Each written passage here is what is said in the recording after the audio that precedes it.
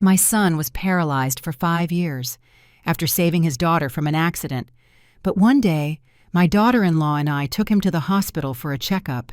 She stepped out to answer a call, and suddenly the doctor, trembling, whispered, "Call the police immediately. Your daughter-in-law is—" He couldn't finish the sentence. She walked back into the room, holding something in her hand.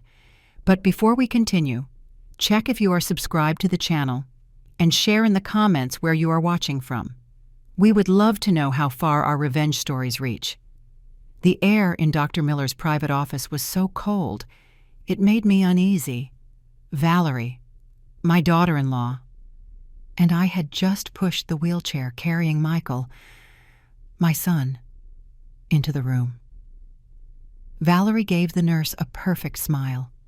Michael sat motionless in the chair. His eyes were open, but his gaze was distant, empty. The strong, athletic body he once had was now just a shadow of the past, thin, weak, completely dependent on the care of others.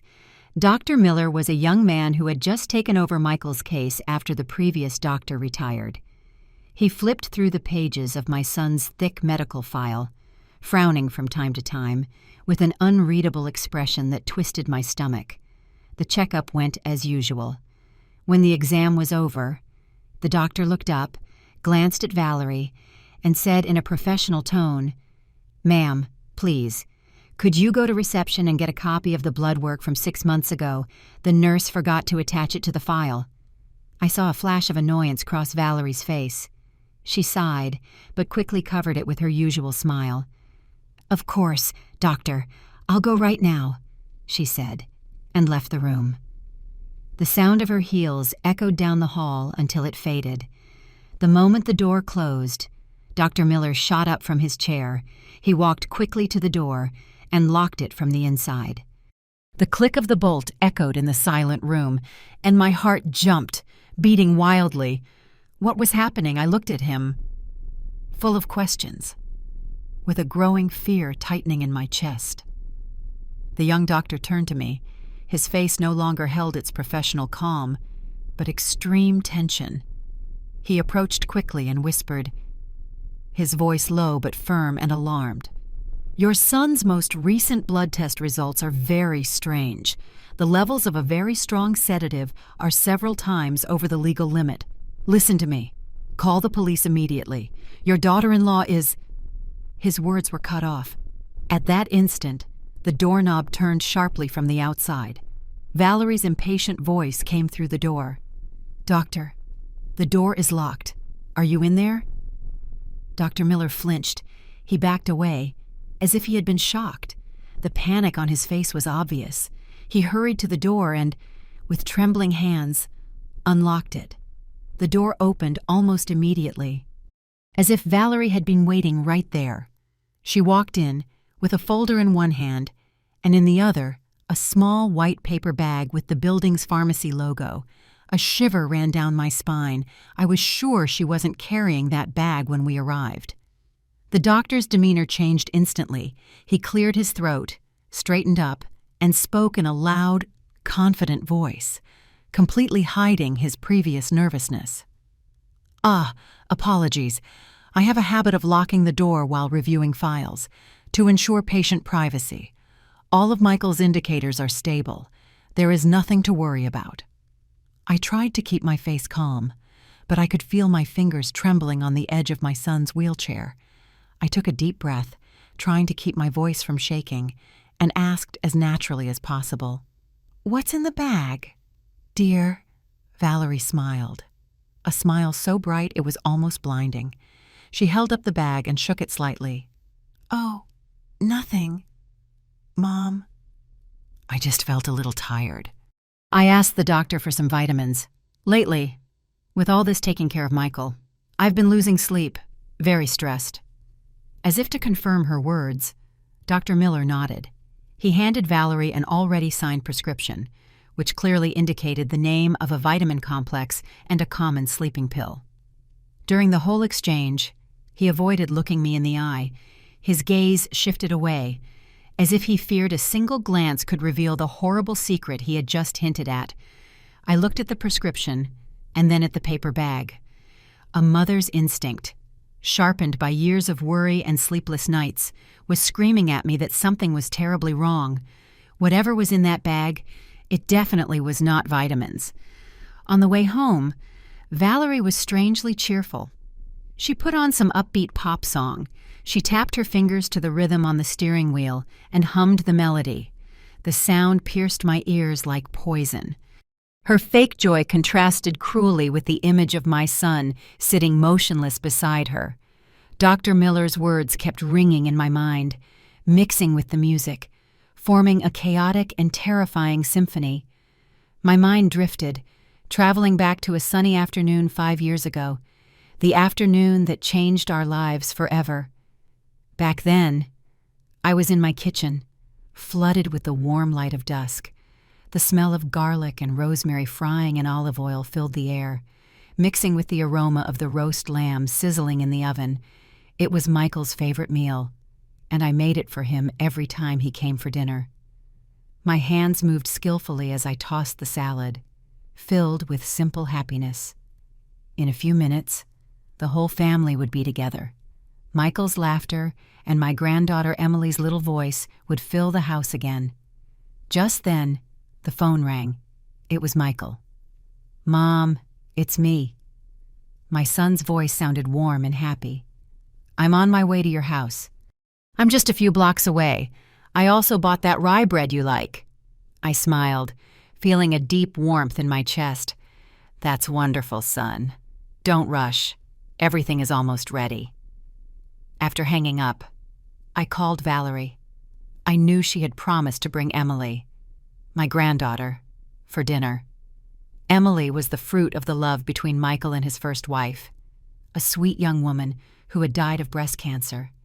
The girl was Michael's entire world, his reason for going on. "Hello, Mom?" Valerie answered the phone. Her voice rushed.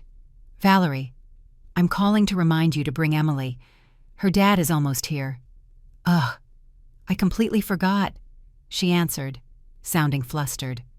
"I'm at the spa with some friends. I'm not going to make it. But look, I'm just going to drop the girl off at the corner, at the intersection. Can you go out and get her for me? I'm in a huge hurry." I didn't even have time to protest. To tell her how dangerous it was to leave a 5-year-old girl alone on such a busy corner, because Valerie had already hung up. A wave of uneasiness washed over me, but I calmed myself thinking it was just a few steps to the corner. I looked out the kitchen window, just as Michael's silver car pulled up in front of the house, my heart filled with joy. But that joy froze instantly. Across the street, I saw the small silhouette of Emily, standing alone on the sidewalk, clutching a rag doll. The girl looked around, confused. When she saw her father's car, her eyes lit up. She screamed with excitement, her pure, loving voice cutting through the glass. "Daddy!" And without thinking, she ran into the street. Everything happened in suffocating, slow motion. A loud truck horn blared, desperate and deafening. From around the corner, a blue cargo truck, huge as a steel monster, was approaching at a terrifying speed. I only managed to let out a choked scream. A cry that got stuck in my throat, dry and helpless. Michael, my son, who had just gotten out of the car, didn't even have time to notice me watching. The instinct of a father, of a hero, overrode all thought. Without a second of hesitation, my son launched himself like an arrow. With all the strength of his robust body, he violently pushed Emily back onto the sidewalk just before the truck passed. A sharp, terrible crash shattered the afternoon calm. I saw my son's body thrown into the air, spinning uncontrollably, and landing hard on the hot asphalt. The grocery bags he had just bought scattered everywhere. A carton of milk burst open, and the white liquid mixed with the blood that was spreading further and further beneath his body. At the hospital, Valerie was the last to arrive. She ran into the emergency room, her clothes impeccable, reeking of the strong citronella scent from her spa. her face perfectly made up, without a single smudge. As soon as she saw Michael lying motionless in the bed, covered in tubes and machines, she let out a heartbreaking scream and collapsed on the floor. "It was my fault. Oh my God, it's all my fault." She cried and writhed, repeating her laments over and over. She crawled to the bed, took Michael's limp hand, and swore through her tears that she would take care of him for the rest of his life. That scene was so perfect that for a moment I almost believed in her pain. But then, in the midst of the chaos, when the elderly doctor came out of the operating room with a tired face and announced that Michael's condition was critical, I saw something, a fleeting moment, but one that burned into my memory forever. Valerie stopped crying. She looked up at the doctor, and for a second, when she thought no one was watching, her face went blank. Her eyes were cold, without a hint of sadness, without a trace of worry, just a disturbing calm. Like the frozen surface of a lake in winter, as soon as she noticed me staring at her, her expression changed instantly. The suffering and despair returned, even more intense than before. But it was too late. I had seen it. The seed of doubt was planted at that very moment, when I met Valerie's empty eyes in the hospital, a week after the accident, when Michael was moved from the intensive care unit back home. I knew I couldn't leave him alone. I packed a few changes of clothes in a suitcase, left my quiet house, and moved in with them. Valerie greeted me at the door with a radiant smile and a tight hug. "What a relief to have you here." "Mom, now we can share the burden," she said, in a voice as sweet as honey. But her actions told another story. The room she gave me was the guest room, at the end of the hall, as far as possible from Michael's bedroom. A calculated arrangement, a silent message reminding me that I was just a guest in my own son's house, and that there were boundaries I shouldn't cross. On the outside, Valerie seemed like the perfect wife. Every morning she got up before dawn, moving stealthily in the kitchen to prepare Michael's breakfast. The smell of oatmeal woke me up every day, but there was one thing she never let me help with: preparing his medicine. At every meal, Valerie would carefully take out the blister packs of different colored pills. She ground each one with a small porcelain mortar and pestle until they were a fine powder in a separate bowl, and then mixed them into his oatmeal. The constant sound of the mortar and pestle became a disturbing melody in the house. One time, seeing her looking tired, I told her, "Let me help you grind the medicine. You go rest for a bit." Valerie immediately waved her hand, with a slightly tense smile. "No, Mom, I'm used to it. Michael's medicines are very complicated. There are so many. And if you make a mistake with the dose, it would be a problem." She spoke softly, but her message was clear. This was her territory, and I was not to interfere. The physical therapist came 3 times a week. In front of him, Valerie was always attentive and sweet. She would hold Michael's hand and whisper tender words to him. "Come on, love, you're doing so well.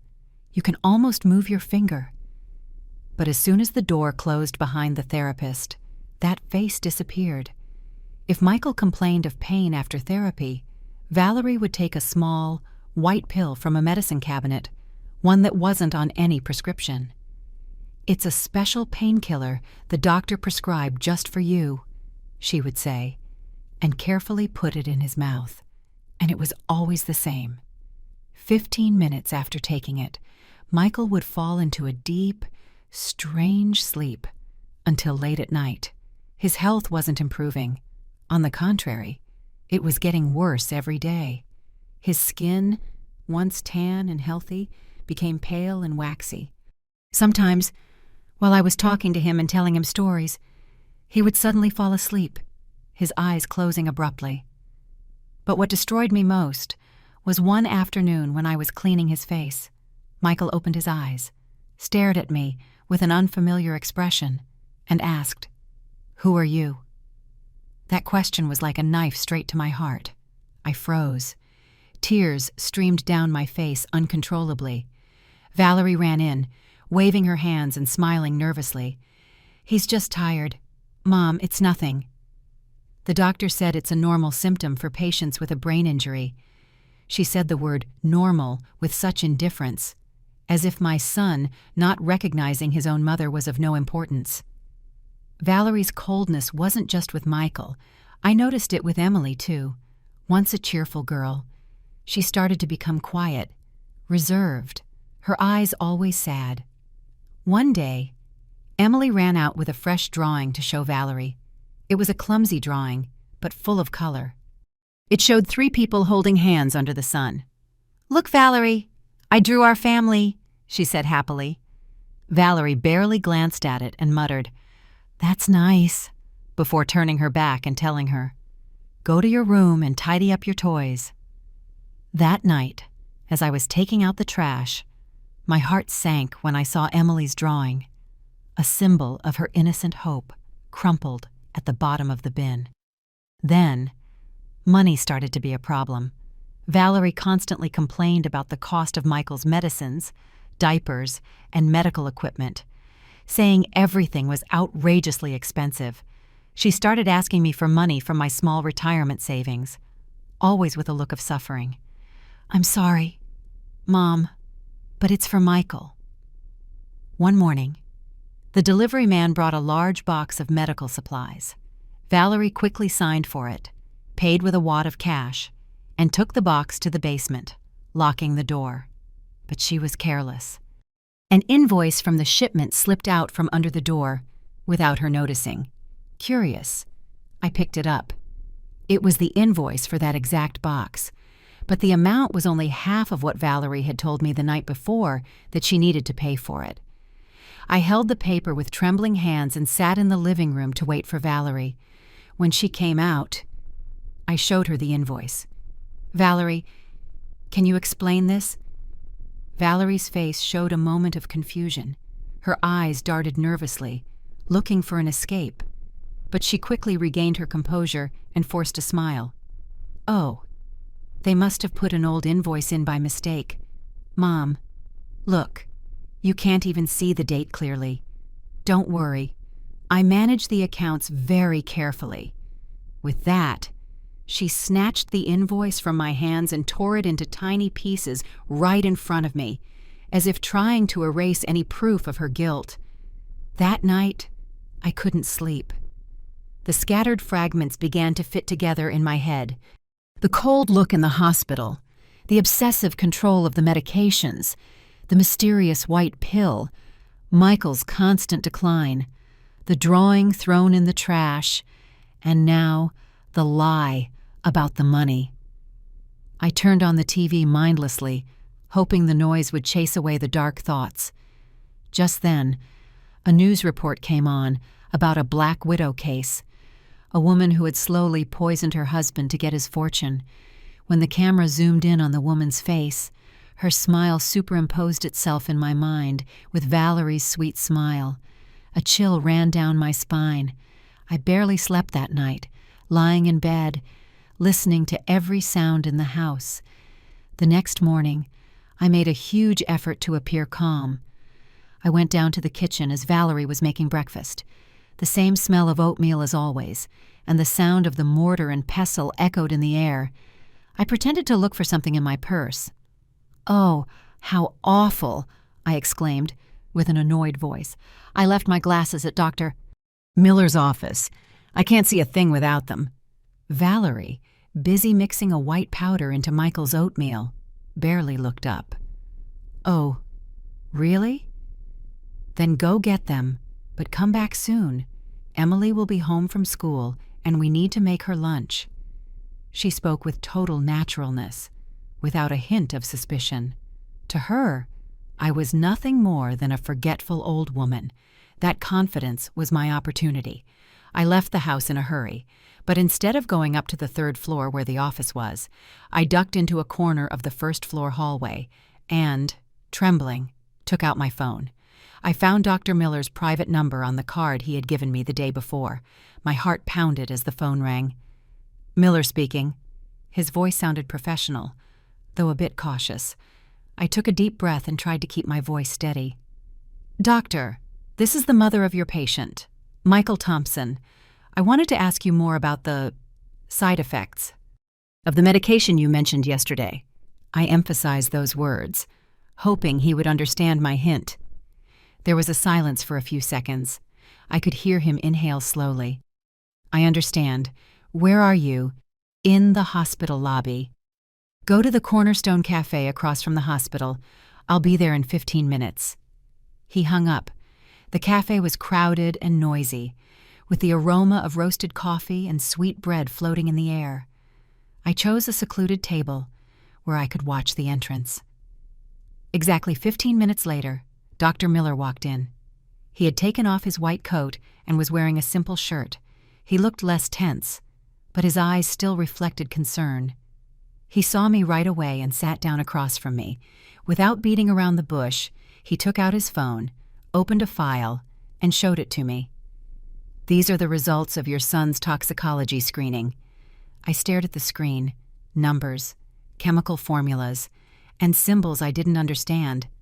The doctor pointed to a line with a long, complicated name. "Clonazepam." His voice became grave, heavy with indignation. "It's a very potent tranquilizer, part of the benzodiazepine group, normally used to treat seizures or acute panic attacks. It does not appear on any of your son's prescriptions." "And the amount accumulated in his blood," he said, hesitating for a moment as he looked me straight in the eyes, "is so high that it could be life-threatening.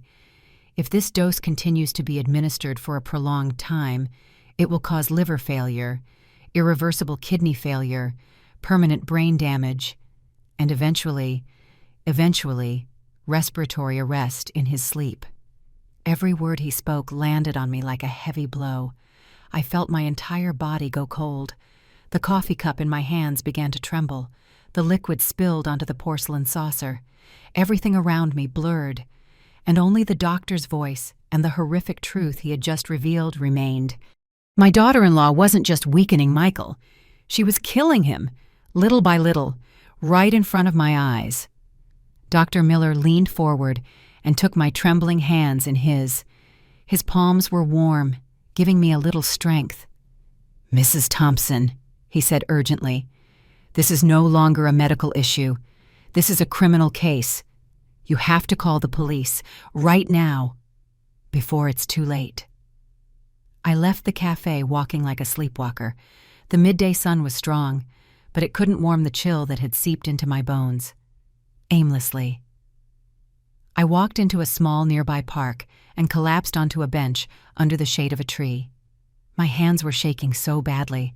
I had to dial 3 times before I could reach Carter, my friend from high school, the only person I could trust. Now he was a police inspector with years of experience in our city. When he answered, all the composure I had left shattered. I cried silently, with sobs that barely let me speak.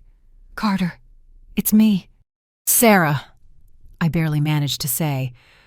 "Help Michael. Please, save my son." His voice, deep and calm, sounded on the other end with a steadiness that held me. There was no surprise, just genuine concern. He immediately sensed my desperation. "Sarah, calm down. Where are you? Stay right there. Don't move. I'm on my way." He didn't ask any more questions. He acted. In less than 10 minutes, his old truck pulled up next to the park. Inside that safe space, I told him everything, through tears. I recounted every detail, the suspicions from 5 years ago, the mysterious white pill, the torn invoice, and Dr. Miller's terrifying words. Carter listened in silence, his rough hands resting on the steering wheel. His face hardened, the wrinkles by his eyes deepening. When I finished, he put a hand on my shoulder and spoke firmly. "Sarah, listen to me. Calm down. From now on, do not do anything on your own. Go home and act like nothing is wrong. Don't let her suspect a thing. I'm putting someone on Valerie 24/7. We are going to expose this devil in disguise." That night, when I returned home, I put on a mask of serenity, playing my part as the harmless, elderly mother-in-law. But inside, every fiber of my being was stretched taut like a wire. Dinner passed in a thick silence, broken only by the clinking of silverware against the plates. The air was heavy, as if a storm was about to break. Valerie feigned normality, asked about my glasses, even served me food. But I noticed that throughout the dinner, she kept glancing at the little white pharmacy bag.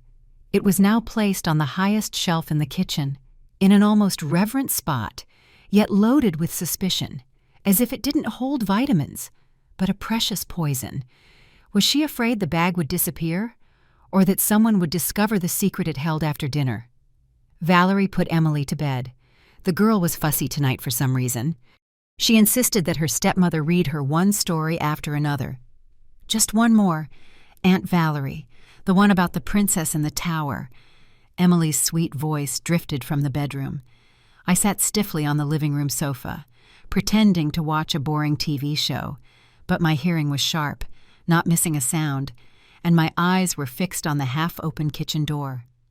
My heart was pounding, each beat reminding me of the dangerous mission ahead. I had to know what was inside that bag. Finally.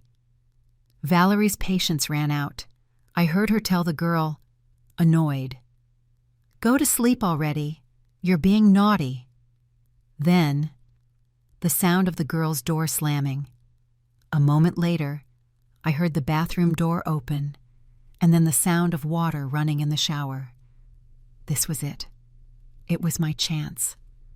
I took a deep breath, tried to calm my frantic heart, and stood up carefully. My steps were as light as a cat's, gliding over the wooden floor without a sound. The kitchen was dark.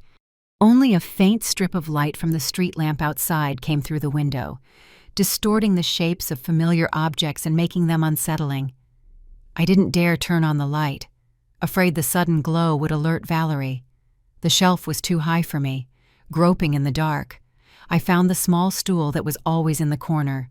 I dragged it carefully, held my breath, and climbed up slowly, trying not to let it creak. My fingers trembled as I touched the paper bag. Inside was a plain, unmarked cardboard box, completely white. I opened it with trembling hands. Inside rested an amber glass bottle, the kind used for chemicals. It had no label, no name, just a series of blurry numbers printed on the base, almost illegible. Next to the bottle was a piece of paper, folded in four, that looked like an insert. I unfolded it quickly and held it up to the small halo of light. It was full of medical terms I barely understood. But there were a few words in bold that chilled my blood. Acute respiratory failure, sudden cardiac arrest, irreversible neurological damage.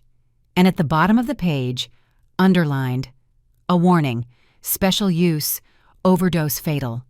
A shiver ran down my spine. My hands shook so much. I almost dropped the bottle. There it was. This was her murder weapon. I placed the bottle and the paper on the kitchen table, trembling as I took out the phone Carter had told me to always carry. The screen lit up the room with a ghostly blue light. I had to take several photos because my hands were shaking too much. The images came out blurry, out of focus. "Calm down, Sarah, for Michael," I repeated to myself.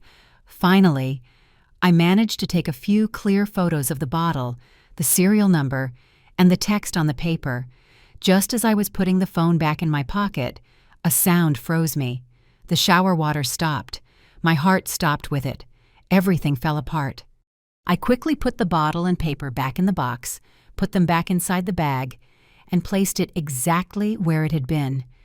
I got off the stool and pushed it back under the table, just as a shadow appeared in the kitchen doorway, silent as a ghost. "Not in bed yet." "Mom, what are you doing in the dark?" Valerie's voice was cold, sharp, without the usual fake sweetness. I jumped, my heart about to burst from my chest. I spun around, trying to force a smile that must have looked completely twisted and pathetic. I pointed to the faucet, trying to keep my voice from trembling. "Oh, I was thirsty. I was just getting a glass of water to help me sleep." To support my lie, I reached out a shaky hand, grabbed a glass, and filled it with water. Valerie said nothing. She just stood there, in the dark, staring at me.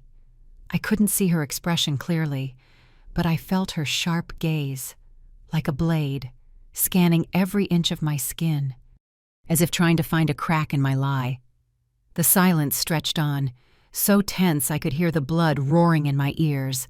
Then, she took a step forward and walked past me. She didn't look at me again. She reached up, took the paper bag from the shelf, held it for a moment. She shot me one last look, a look full of meaning, and then turned, walking straight towards her and Michael's bedroom. I heard the dry click of the lock. She had locked the door. I stood frozen in the kitchen, the cold glass in my hands. I knew I would not sleep that night. The next morning, the atmosphere in the house was even more tense. There were no more sweet smiles, just a watchful silence. She watched me. She followed my every move, from the way I held my coffee cup to the way I spoke to Emily. Her inquisitive gaze was like a spotlight, searching for any sign of falsehood. I knew she suspected me. While Valerie was in the shower, I took the chance to go into her room. I grabbed my phone and sent the message I had written the night before, when I couldn't sleep. A short message, but loaded with urgency. "I need to see you. It's very important." I sent it to Carter. Less than a minute later, the phone vibrated. His reply was just as brief. 10 a.m., the Promenade Cafe, in the back corner. I had to invent an excuse to leave the house. I put on my coat and went down to the living room, where Valerie was cleaning. "I'm going to see Catherine, a friend from church. I haven't seen her in a long time. She's been calling me," I said, trying to sound casual. Valerie stopped what she was doing and looked at me. Her eyes narrowed. "A friend? I don't remember you ever mentioning her." My heart skipped a beat, but I already had the answer ready. "Oh, dear, I have many friends. You couldn't possibly know all of them. She just moved back to the city." I smiled, hoping the smile looked kind and harmless. "I won't be long. I'll stop by the church on the way, to pray a little for Michael." That last line seemed to work. The suspicion in her eyes softened. She even took a few dollars from her wallet and offered them to me. "Take care, Mom. Take this, in case you want to buy something." Any other time, that gesture might have been a sign of affection, but now, it just felt like a handout, a way of reasserting that she still had control over me. The Promenade Cafe was on a busy street. The bustle of people, the music, the clinking of cups, created the perfect noise to cover a secret conversation. Carter was already waiting for me at the most secluded table, his back to the entrance. He was wearing casual clothes, looking like any other employee on his lunch break. I sat down, my heart still pounding from nerves. I didn't wait for him to speak. I took out my phone, opened the gallery, and showed him the photos I had taken the night before. "Here it is. This is what she's using to poison Michael," I whispered, my voice trembling. Carter took the phone, and his eyes, trained for investigation, narrowed as he zoomed in on every detail of the image. His face hardened instantly as he read the words on the insert. He muttered the name of a chemical I couldn't even pronounce. "I know this compound," he said, his voice low and firm, placing the phone on the table. "Propofol. It's on the list of specially controlled substances. It's normally only used in hospitals for general anesthesia. A regular person can't get it without special permission, unless it's through an illegal channel." Trembling, I told him everything that had happened the night before, from the moment I snuck into the dark kitchen, the terror I felt reading those deadly words, to the tense confrontation with Valerie, and the razor-sharp look she gave me. Carter listened in silence, drumming his fingers on the table, never taking his eyes off me for a second. When I finished speaking, he nodded. "These photos are very important, Sarah. They are powerful evidence. But it's still indirect. She can deny it, say the medicine belongs to someone else, or that you're slandering her. To incriminate someone this cunning, we have to catch her in the act." He leaned forward and lowered his voice. "From now on, this is the plan. We must act quickly and with extreme caution." He laid out a 3-step plan, clear and precise, like a military operation. First, you, Sarah. Your role is the most important, and also the most dangerous. You must maintain absolute secrecy and behave as if nothing has changed. Watch Valerie's every move. Pay special attention to how she prepares the medicines and her daily routine. You have to become our eyes inside that house. Second, Dr. Miller. As soon as I leave here, I will contact him officially as a police inspector. His testimony, along with Michael's blood work, will give us the legal basis to request surveillance and an urgent search warrant from the court. And finally, me. I will launch an undercover investigation into everything related to Valerie, her finances, relationships, and personal background. We'll check every bank account, every credit card transaction, every debt she has. "People like her," Carter said, with a cold look. "They always do it for money. We will find her motive." Before I left, Carter took something out of his pocket. It was a black pen, seemingly normal. "It's a hidden recorder," he explained.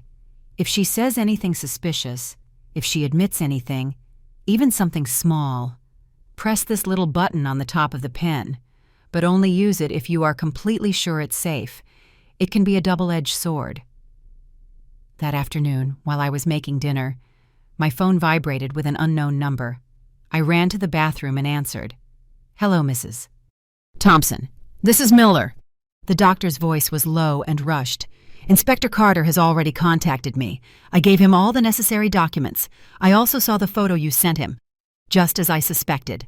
It's propofol, a very potent anesthetic used in surgery, using it every day in small doses, even if it doesn't cause immediate death. Slowly destroys the central nervous system. It's like a gradual poisoning. You must be very, very careful." That night, as I sat at the table, I felt like an actress playing the most important role of her life. I watched Valerie feed Michael his oatmeal, and then I saw it.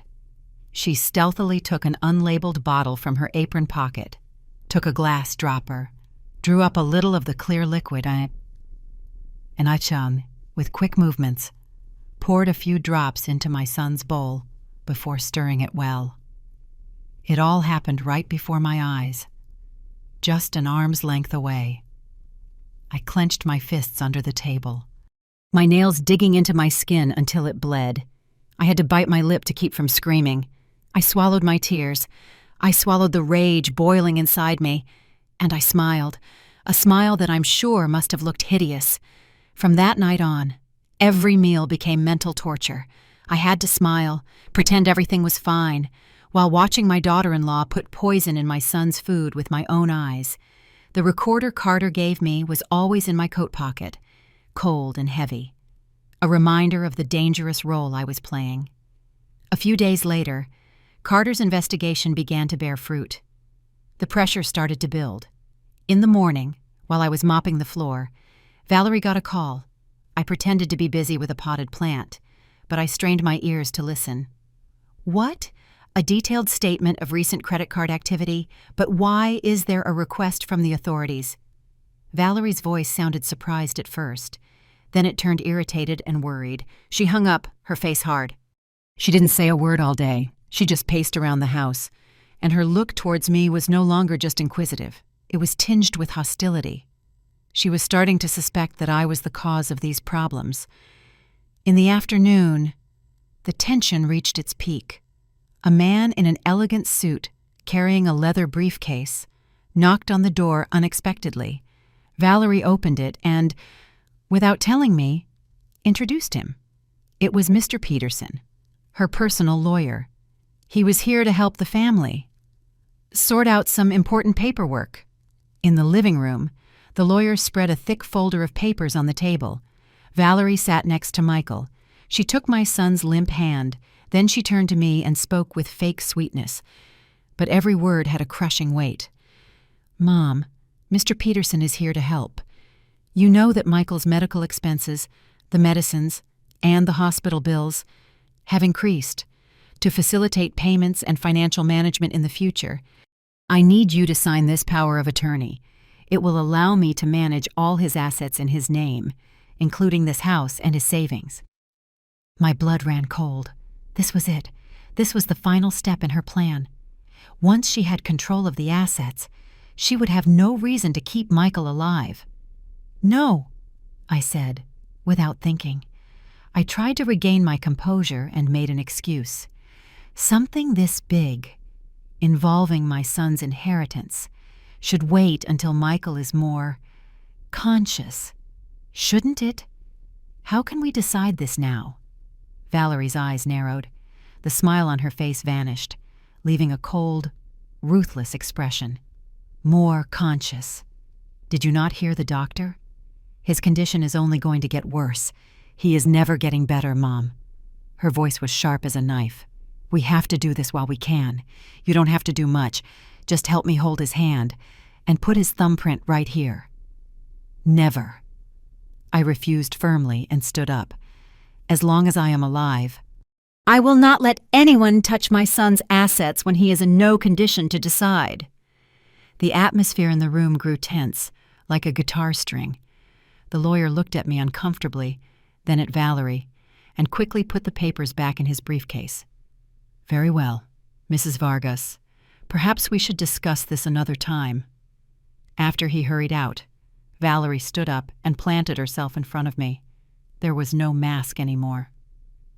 You are stopping me from taking care of my husband, she muttered. Her eyes sparked with rage.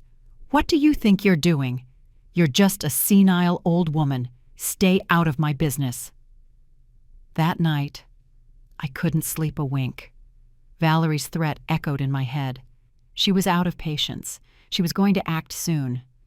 Around 2 a.m, when the house was submerged in a deathly silence, I heard a faint click from Michael's room, and then the barely audible creak of the floorboards. A mother's instinct screamed at me that something was wrong. I slipped out of my room, holding my breath, barefoot on the cold floor. I hid behind the thick hallway wall and peeked through the crack of the half-open door into my son's room.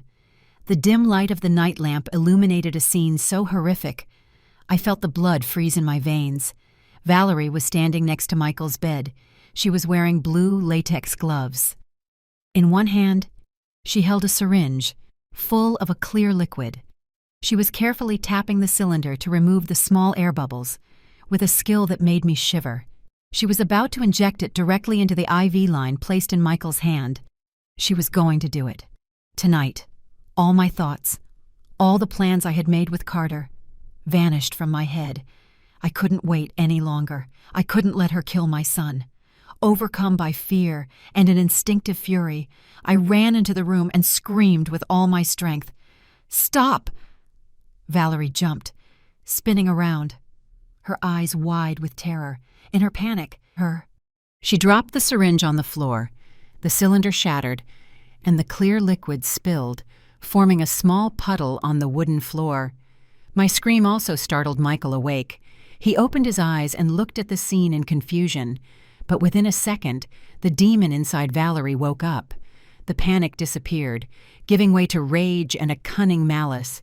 She looked at me with fury, and then suddenly burst into heartbreaking sobs, screaming in a pained voice, playing her part to perfection. Mom, what are you doing to Michael? Help neighbors. My mother-in-law is trying to kill her own son.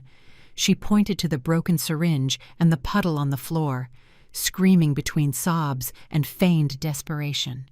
She wanted to inject my husband with poison. I caught her just in time. Help, please. Her voice echoed through the quiet neighborhood. Doors began to open, and several neighbors, still in their pajamas, ran towards our house. They froze when they saw the scene. Me, Motionless and pale as a ghost, Valerie, crying inconsolably by the bed, looking like a helpless victim, and Michael, my son, looking at me with fear and confusion, understanding nothing. The trap had been sprung, but not on Valerie, on me. To everyone, I was now the guilty one, a cruel mother-in-law, trying to kill her own son. I could barely stammer.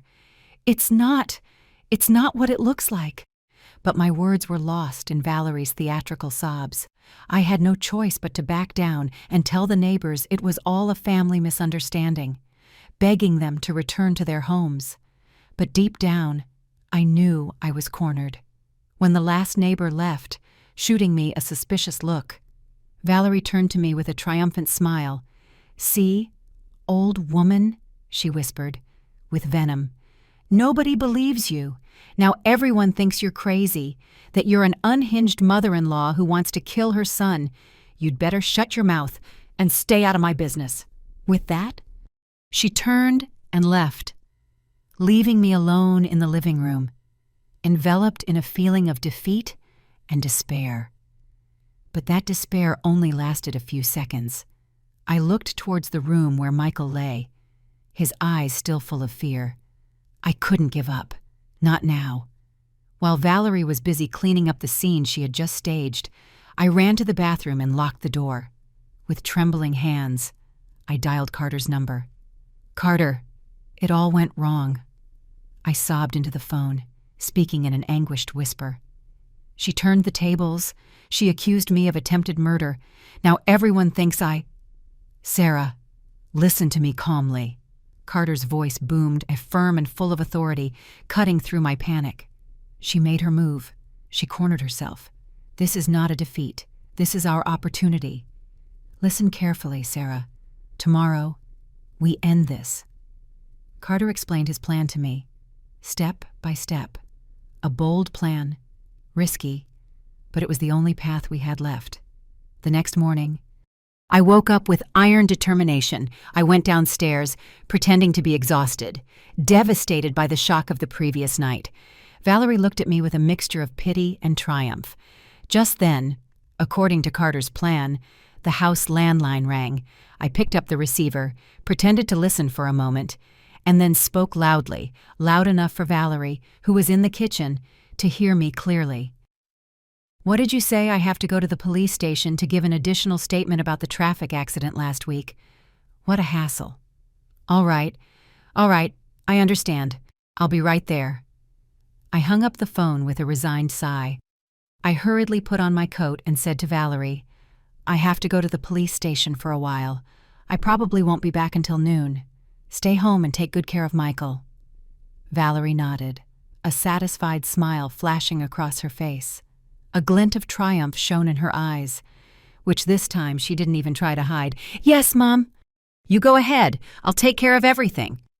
She thought she had gotten rid of me, the last obstacle. But I wasn't really going to any police station. I walked straight out of the house, walking quickly to the end of the street, where Carter's old truck was parked discreetly under a large tree. I opened the door and got in. Inside wasn't just Carter, but also a set of small screens, showing images from different angles. They were all connected to a micro camera that Carter, in the chaos of the previous night, had a colleague, posing as a neighbor, install. The camera was perfectly hidden, inside the eye of an old teddy bear that Emily always left on the shelf. I watched the screen, holding my breath. My heart was pounding. Just as Carter had predicted, Valerie's overconfidence had made her lower her guard. Barely 5 minutes after I left, she began to act.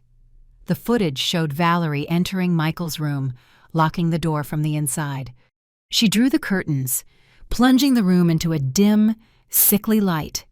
Then, she took a very familiar brown glass bottle from her purse and a new syringe. She wasn't hiding anymore. She acted calmly, coldly, like a nurse performing her daily routine. She drew a dose of the clear liquid into the syringe. I saw her lean close to Michael's ear, who was sleeping deeply under the effect of the previous night's sedative. Her lips moved, whispering something, Although I couldn't hear, the cruel, satisfied smile on her face let me imagine the evil of her words. Maybe something like, "My burden is almost over," or, "Goodbye, you useless thing." Then, she took the syringe and moved towards the IV line connected to my son's arm. My heart stopped. I covered my mouth to keep from screaming. Tears blurred my vision. Carter put a firm hand on my shoulder. "Just a little longer, Sarah. We have to catch her in the act." Ahead. The instant the needle touched the plastic connector of the IV, ready to inject the lethal poison into my son's vein. Carter grabbed the transmitter and yelled with a commanding voice, "Now!" I didn't wait another second. I jumped out of the truck and ran desperately towards the house. At the same time, 2 plainclothes police officers emerged from a nearby alley, cutting off her escape from behind. I threw open the front door. Without worrying about my shoes, I sprinted up the stairs, screaming with all my pent-up fury. "Valerie, what are you doing? Hearing me!" Valerie jumped. She spun around, her face pale with terror. She couldn't believe I was back. Nervously, she tried to pull the syringe out of the IV to get rid of the evidence, but it was too late. The bedroom door burst open as the police officers stormed in. Valerie froze, with the syringe still connected to Michael's IV line. They had caught her in the act. It was all recorded. Her face, once beautiful, was now disfigured by horror, anger, and defeat. Knowing she could no longer deny anything, her mask of the devoted wife shattered. The real Valerie came out. She screamed like a madwoman, in a voice so high-pitched it sounded like scraping metal. "Yes, it was me. That piece of trash should have died years ago. He is my damn burden." She pointed at me, her eyes bloodshot. "This is all your fault, you nosy old woman. If you hadn't interfered, this would all be over." Her cold, ruthless confession was fully recorded by the hidden camera and the police microphone. I didn't hear anything else. Everything became a buzz in my ears. I just remember running to the bed and hugging Michael with all my strength. My son had woken up, perhaps from the moment I screamed. His eyes were wide open, fixed on the scene of his wife, the woman he once loved, being handcuffed by the police. Then, 2 tears rolled down his sunken cheeks. Chaos erupted suddenly. While 2 officers tried to control the unhinged beast that was Valerie, one of the younger ones let his guard down, loosening his grip. In an instant, Valerie seized the moment and, like a cornered animal, bit down hard on the officer's arm. He yelled in pain and, as a reflex, let her go. It was enough. Valerie shoved me violently as I tried to block her path. I lost my balance and fell onto Michael's wheelchair. She shot out of the room like a hurricane, running for the stairs, desperate to escape. "Stop, Valerie! Stop!" Carter shouted, his voice firm. But she didn't listen. The fear of being arrested had blinded her. In her desperation, she didn't notice the puddle of clear liquid on the floor, right at the top of the stairs. The poison spilled from the broken bottle the night before.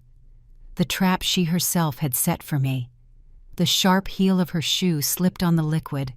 A heartbreaking, high-pitched scream tore through the silence. I looked up and only managed to see her body lose its balance, teeter in the air for a terrifying instant, and then fall, tumbling down the wooden steps. There was a series of chilling, dry thuds. Thud, thud, thud, until her body came to rest on the stair landing, in a twisted, unnatural position. The silver bracelet she used to wear, a gift from Michael, flew off her wrist, rolled a few inches, and lay still on the cold floor, shining ironically. An absolute silence enveloped the house. We all stood frozen, stunned by what had just happened. The noise made Emily run out of her room, scared. I hugged her tight and covered her eyes so she wouldn't see that terrible image. My heart was pounding furiously in my chest. Part of me was horrified by the tragedy, but another, darker part felt a strange sense of relief. Justice, in a cruel way, had been served. Carter was the first to react. He ran down the stairs, knelt beside Valerie, and placed 2 fingers on her neck. "She's still breathing. Call an ambulance. Now," he ordered the young officer, who was still paralyzed in shock.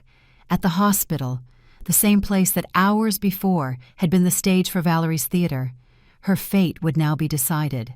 The diagnosis was a sentence delivered by fate: multiple fractures, cervical spinal cord injury, severe head trauma. She was alive, but she would be paralyzed for life, unable to speak or move.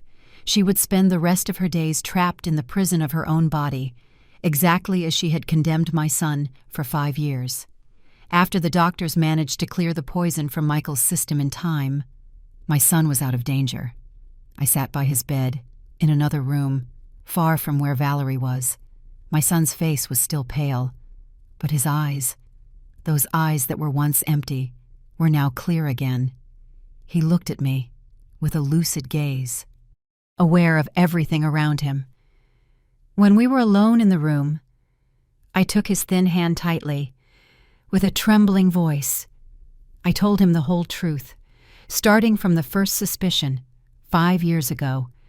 I told him about Valerie's cold gaze in the hospital, the mysterious white pills, Dr. Miller's warning, the bottle of poison hidden in the paper bag, and the cruel plan of the wife he once loved and trusted blindly.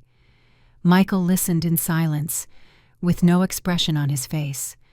But then, tears began to run down his cheeks, hot, slipping down to his temples and soaking the pillow. They were tears of pain for the betrayal, of bitterness for the cruel truth, and also of relief, for finally being free from the nightmare that had lasted too long. When Emily shyly entered the room, she stood in the doorway, looking at her father with fear. Michael moved with difficulty and held out his trembling hand to her. It was a small gesture, but for us, it meant more than a miracle. Emily burst into tears, no longer of fear, but of happiness. She ran to him, hugged his arm, and hid her face, sobbing. Michael looked at me, his eyes full of tears and his voice choked with sobs, weak but clear. "Mom, forgive me. Forgive me for not believing you." I shook my head, my own eyes full of tears, and pressed his trembling hand to my cheek, feeling the faint warmth of life. "It's okay, my son. It's all in the past now. The important thing is that we are together again." The 3 of us hugged, our bodies exhausted after the storm, crying in the midst of peace and relief. The golden light of the sunset streamed through the window, warm and soft, like a promise of a new beginning, a future that we would rebuild together from the ashes. 6 months passed, slowly, like a thawing river after an endless winter, carrying away the wounds and cleansing the memories of the horror. Little by little, my family's life found its way again, like a tree shattered by the storm that begins to sprout new buds. Valerie, a name we barely mentioned, was convicted in absentia of attempted murder and fraud. Fate had locked her in her own body, under strict medical supervision in a secure hospital for criminals. All of Michael's assets, the very ones she had tried to steal with so many tricks, were returned intact. But the most valuable thing we recovered wasn't the money, but life and hope. The complete removal of the poison from his system freed his mind and body. Although the physical therapy sessions were painful, Michael never complained. He held on with iron determination, with the will of someone given a second chance at life. Although he still had to use a wheelchair, he could already move his arms, hold a spoon, and speak with a voice that grew clearer and stronger every day. And the most beautiful thing of all, his smile.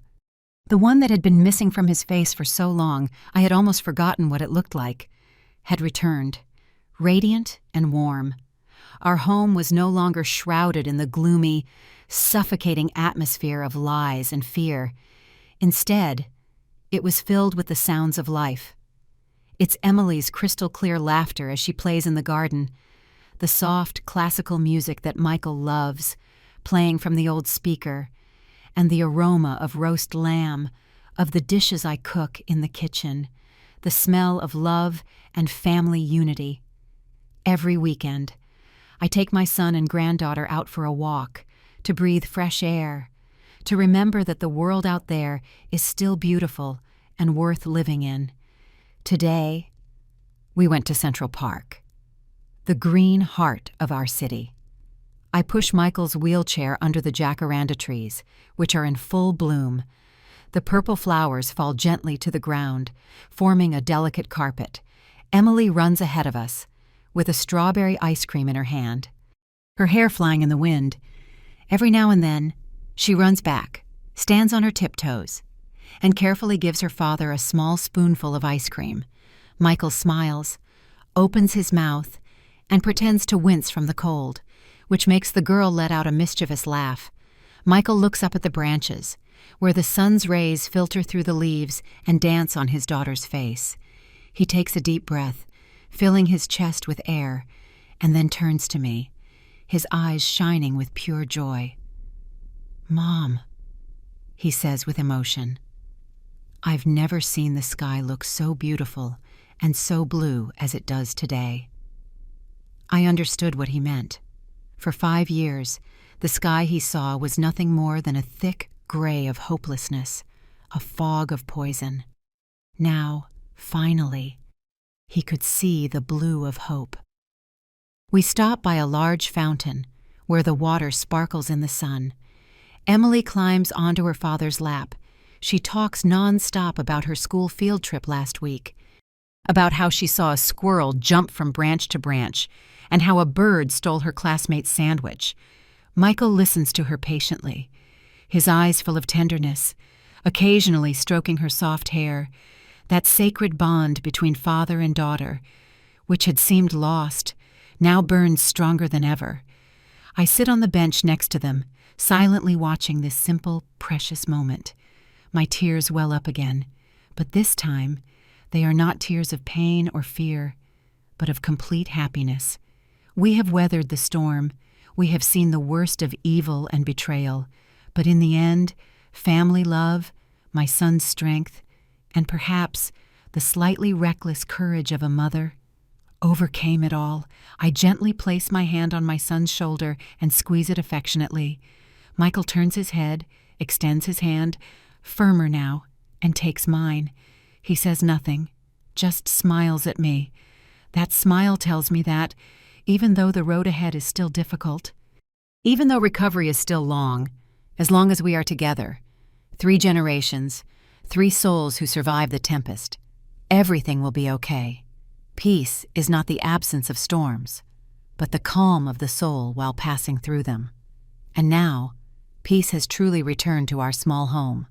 The story you just heard has had names and places changed to protect the identity of those involved. We don't tell it to judge, but in the hope that someone will listen and stop to reflect.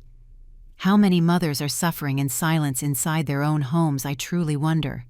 If you were in my place, what would you do?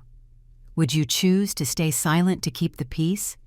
Or would you dare to face it all to reclaim your voice? I want to know your opinion, because every story can become a candle that lights the way for someone else. God always blesses, and I am convinced that courage will lead us to better days. Right now, on the end screen, I will leave 2 of the most beloved stories from Elderly Stories. I am sure they will surprise you. Thank you for staying with me until this moment.